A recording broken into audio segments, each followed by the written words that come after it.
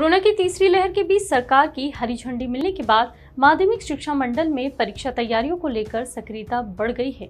निष्पक्ष और शांतिपूर्ण तरीके से परीक्षाएं संपादित करवाने के लिए मंडल में हर दिन अधिकारियों की बैठक हो रही है। हाल ही में बोर्ड के आला अधिकारियों ने बैठक की है। इस दौरान यह स्पष्ट किया गया है कि परीक्षाओं के लिए जो मापदंड बने हैं उन्हीं के अनुसार परीक्षाएं होंगी।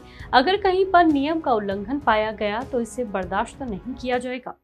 माध्यमिक शिक्षा मंडल इन बैठकों में सबसे अधिक परीक्षा केंद्रों पर जोर दे रहा है। बैठक में स्पष्ट हुआ है कि यदि कहीं पर व्यवस्थाओं में कमी पाई गई तो उस परीक्षा केंद्र को निरस्त भी कर दिया जाएगा। इस समय माध्यमिक शिक्षा मंडल का सबसे अधिक जोर विद्यालयों में सफाई व्यवस्था पर भी है। जिन शिक्षण संस्थाओं को परीक्षा केंद्र बनाया जा रहा है वहाँ माध्यमिक शिक्षा मंडल फूंक फूंक कर कदम रख रहा है। बोर्ड के अफसरों का कहना है कि हर केंद्र पर स्वच्छता और सैनिटाइजेशन पहली प्राथमिकता है, क्योंकि कोरोना जैसी बीमारी को हल्के में लेना भारी पड़ सकता है। इस कारण अगर इस व्यवस्था में कमी रही तो निश्चित तौर पर कहीं न कहीं बच्चे बीमारी की चपेट में भी आ सकते हैं। इसलिए अभी से कहा गया है कि हर परीक्षा केंद्र पर सफाई व्यवस्था बनाना आवश्यक है। साथ ही शुद्ध पेयजल प्रत्येक केंद्र पर बच्चों को उपलब्ध कराना होगा। यह भी कहा गया है कि जिस विद्यालय में पानी की टंकी नहीं है और हैंडपंप से ही बच्चों को पेयजल की पूर्ति होती है, वहां पर पानी की टंकी के प्रबंध करना जरूरी होंगे।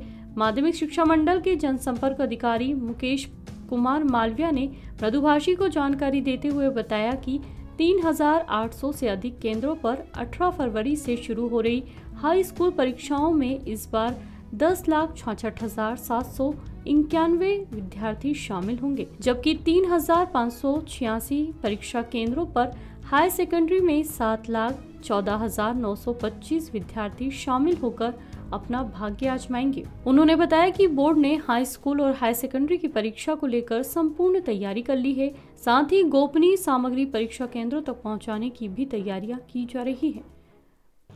मंडल की तैयारी परीक्षा की पूर्व से की जा रही है और पूरी तैयारी पूर्ण है। अभी जो मंडल का निर्धारित कार्यक्रम है उसके तहत परीक्षा संबंधी गोपनीय सामग्री परीक्षा जिलों के केंद्रों में भेज दी जाएगी, है ना। और मंडल की जो हाई सेकेंडरी परीक्षा है, हाई सेकेंडरी व्यावसायिक प्री प्राइमरी जो परीक्षा है, जो हाई सेकेंडरी परीक्षा 17 फरवरी से चालू होगी, ठीक है। और हाई स्कूल का जो परीक्षा है वो 18 फरवरी से चालू होगी। परीक्षा केंद्रों की संपूर्ण व्यवस्था कर ली गई है।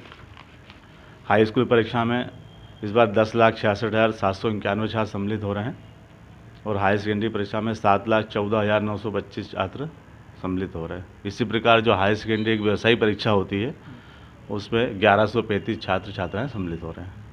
कोविड संक्रमण का दौर है, जो केंद्र हैं उन्हें आपने बनाया तो वहाँ पे स्वच्छता की और सैनिटाइजर की क्या कुछ व्यवस्था के लेकर तैयारियाँ हैं? इस संबंध में मंडल द्वारा समस्त कलेक्टर को पूर्व ही सूचना दी जा चुकी है और निर्देशित किया जा चुका है कि कोविड प्रोटोकॉल का पूरा पालन किया जाए, परीक्षा केंद्र में सैनिटाइजर की व्यवस्था की जाए, कोविड प्रोटोकॉल के तहत छात्रों को बिठाया जाए। इसी प्रकार से परीक्षा केंद्रों का ही चयन कर दिया गया कलेक्टर द्वारा और जो मंडल द्वारा अनुमोदित हो चुका है। कितनी सरकारी परीक्षा केंद्र बनाए गए पूरे प्रदेश में अगर बात करें तो? मध्य प्रदेश में हाई स्कूल परीक्षा के लिए 3,861 परीक्षा केंद्र है और हाई सेकेंडरी परीक्षा के लिए 3,586 परीक्षा केंद्र बनाए गए हैं। इन केंद्रों में 287 परीक्षा केंद्र मध्य प्रदेश में संवेदनशील परीक्षा केंद्र बनाए गए हैं, जहां कुछ पिछले वर्षों में नकल होती है उनको संवेदनशील केंद्रों को दर्जा दिया जाता है और 357 परीक्षा केंद्र अति संवेदनशील होते हैं, जहां इस प्रकार की संभावनाएं बनती, सामूहिक नकल की संभावना है। इस प्रकार के केंद्रों को अति संवेदनशील परीक्षा केंद्र बनाया जाता है। मंडल का कहना है कि टाइम टेबल जारी करते समय सभी दिशा निर्देशों का भी उल्लेख किया गया था। परीक्षा केंद्र पर जितनी क्षमता के अनुपात में विद्यार्थी बैठाने के नियम बनाए गए हैं उतने ही परीक्षार्थी परीक्षा केंद्र पर बैठेंगे।